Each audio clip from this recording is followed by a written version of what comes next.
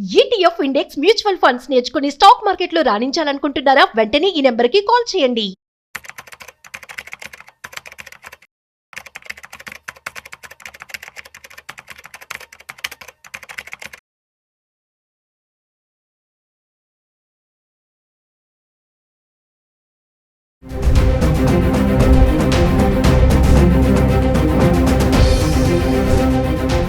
నమస్తే, welcome back to Suman TV. ప్రస్తుతం మనతో పాటు ఉన్నారు certified astro business coach Javeria గారు. నమస్తే మ్యామ్. నమస్తే నవీన గారు. మేడం, ఇప్పుడు గోల్డ్ అండ్ సిల్వర్ ప్రైసెస్ తగ్గొచ్చు, పెరగొచ్చు, ఒకవేళ బ్యాలెన్సింగ్ కూడా ఉండొచ్చు.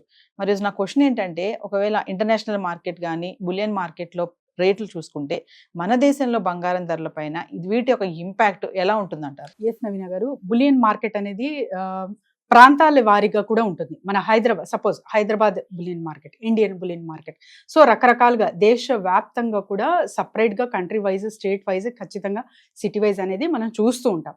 కానీ ఒక్క డెసిషన్ లండన్ బులియన్ మార్కెట్లో జరిగింది అంటే అది దాని అంటే ఆ డిటర్మినేషన్ అన్నమాట.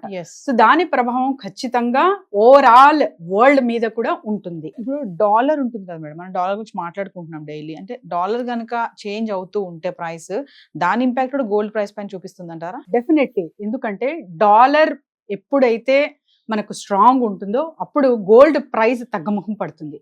ఇది అంటే మెన్షన్ చేసుకోవాలి ప్రతి ఒక్కరు. సో డాలర్ వీక్ అవ్వే ఛాన్సెస్ అండ్ తర్వాత వచ్చేసి డాలర్కి కాంపిటేటివ్గా గోల్డ్ మాత్రమే.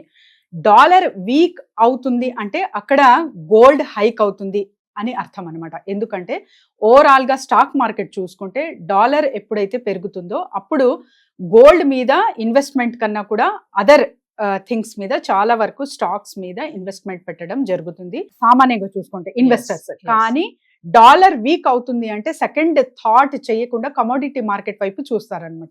కమోడిటీ మార్కెట్ వైపు చూసినప్పుడు కమోడిటీస్ లో ద స్ట్రాంగెస్ట్ వచ్చేసి ఫస్ట్ వచ్చేసి గోల్డ్ అండ్ నెక్స్ట్ సిల్వర్ వస్తుంది. సో వీటిపైనే ఎక్కువ ఇన్వెస్ట్మెంట్ పెడతారు కాబట్టి సో దీని ప్రభావం డాలర్ ఫ్లక్చుయేషన్ అవ్వినప్పుడు గోల్డ్ మీద ఖచ్చితంగా ఉంటుంది. నవీన గారు, జవేరియా గారు, ఇప్పుడు 1,00,000 వరకు వెళ్ళిన 1,00,000 దాటింది అనుకోండి, అక్కడ వరకు వెళ్ళిన ధర ఒకసారి కింద పడడం చూసాం మనం. కింద అంటే 90 నుంచి 1,00,000 మధ్యలో ఊగిసలాడుతుంది అనుకోవచ్చు. మరి చూసుకుంటే నిన్న మనకి 24 క్యారెట్స్ 98,000 ఉంది, ఈ రోజు చూస్తే 99,000కి వచ్చింది. మరి 1,00,000కి వెళ్ళిపోతుందంటారా, లేదంటే మళ్ళీ ఢమాల్ మన కింద పడిపోయే ఛాన్సెస్ ఉన్నాయంటారా? సో నిన్న 22 క్యారెట్స్ ధర చూసుకుంటే మనకు 89,000 ఉందండి అండ్ ఇవాళ 90. కానీ 24 క్యారెట్స్ చూసుకుంటే మనకు 98 అండ్ ఇవాళ 99. సో ఆల్మోస్ట్ హైక్ అన్నది ఎక్కువ చూస్తున్నాము. సో అలాంటప్పుడు ఇంకా హైక్ అవే ఛాన్సెస్ ఉందా అంటే ఖచ్చితంగా ఉంటుంది. కానీ ఎప్పుడైతే ఇంటర్నేషనల్ మార్కెట్ అండ్ గ్లోబల్ ప్రభావం కూడా చూస్తూ ఉంటాము నవీన గారు. అండ్ తర్వాత వచ్చేసి వార్స్ ఎఫెక్ట్ కానివ్వండి, టారిఫ్ ఎఫెక్ట్ కానివ్వండి, అండ్ ఇంకా చెప్పుకొని వెళ్తూ ఉంటే స్థిరంగా ఎప్పుడైతే వరల్డ్ ఉంటుందో అప్పుడు ఖచ్చితంగా మనకు గోల్డ్ తగ్గముఖం పడుతుంది.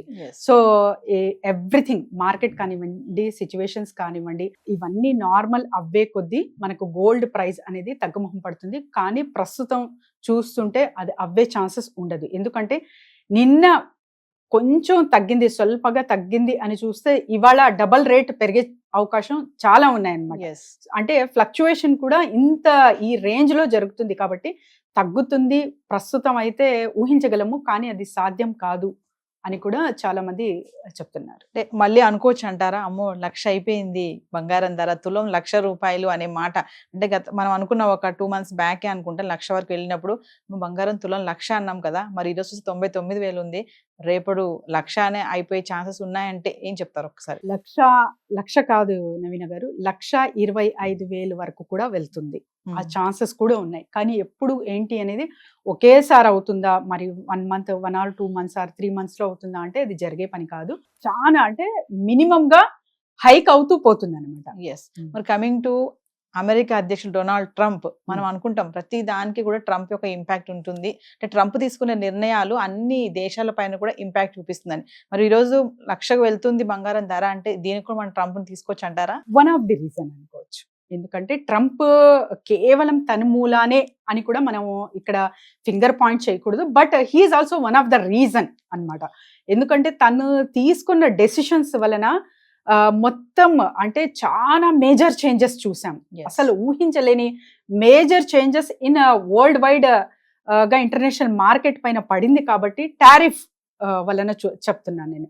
అండ్ ఇంకా అదర్ కంట్రీస్ పైన కూడా ఎస్పెషలీ మన ఇండియాకి టార్గెట్ చేసినట్టు కూడా ఇక్కడ కనిపిస్తుంది కాబట్టి so he's also one of the reason అనొచ్చు, తనే మెయిన్ అని కూడా అనలేము. మరి కమింగ్ టు ఇన్వెస్ట్మెంట్ మేడం, మరి ఇన్ కేస్ 1,00,000 అయిపోతే మరి ఇన్వెస్ట్మెంట్ చేసే వాళ్ళు ఈ టైంలో చేయొచ్చు అంటారు. 99,000 లో ఉంది కాబట్టి ఇప్పుడు ఇది కరెక్ట్ టైమా కాదా అంటే? డెఫినెట్లీ నవీన గారు చెయ్యొచ్చు, కానీ దేని కొరకు చేస్తున్నారు? For future purpose long term చేస్తున్నారా, లేకపోతే ఇవాళ నాకు కావాలి నచ్చింది ఒక నగ, నేను నగ కొనాలి ఆర్నమెంట్ రూపంలో చేస్తున్నారా అనేది ఎవరికి వాళ్ళు డెసిషన్ తీసుకోవాలి. సో నా దగ్గర డబ్బులు ఉన్నాయి, ఆర్నమెంట్ రూపంలో నేను వెళ్ళాలనుకుంటున్నాను, ఏదో ఒక జ్యువెలరీ పర్చేస్ చేయాలనుకుంటున్నాను అంటే క్యాలిక్యులేట్ ద యువర్ ఎకానమీ.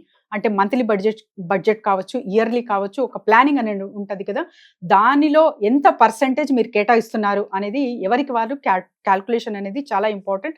అది చేసుకొని కొనుగోలు చేసుకుంటే అసలు సమస్య ఉండదు. కానీ నేను అంటే ఇప్పుడే ఉన్న డబ్బంతా ఇందులోనే ఇన్వెస్ట్ చేయాలనుకుంటున్నాను అంటే that is not the correct thing. Zaveri గారు, మరి మిమ్మల్ని కాంటాక్ట్ చేయాలంటే బిజినెస్ ఐడియాస్ కోసం ఒకసారి డెఫినెట్లీ నవీన గారు కింద స్క్రోల్ అవుతున్న నంబర్కి కాంటాక్ట్ చేయొచ్చు. సో బిజినెస్ ఐడియాస్ కానివ్వండి, క్లాసెస్ రూపంలో కూడా మంత్లీ వన్స్ నిర్వహించబోతున్నాం కాబట్టి కింద స్క్రోల్ అవుతున్న నంబర్కి కాంటాక్ట్ చేస్తే team will guide them and personal appointments కూడా ఉంటాయి. నవీన గారు సరే, మాట్లాడుకుందాం మేడం. 1,00,000కి వెళ్ళిపోతుందా బంగారం ధర, లేదా 99 కింద దిగుతుందా అనేది రేపటి వీడియోలో కలుసు. Definitely. Thank you. Thank you.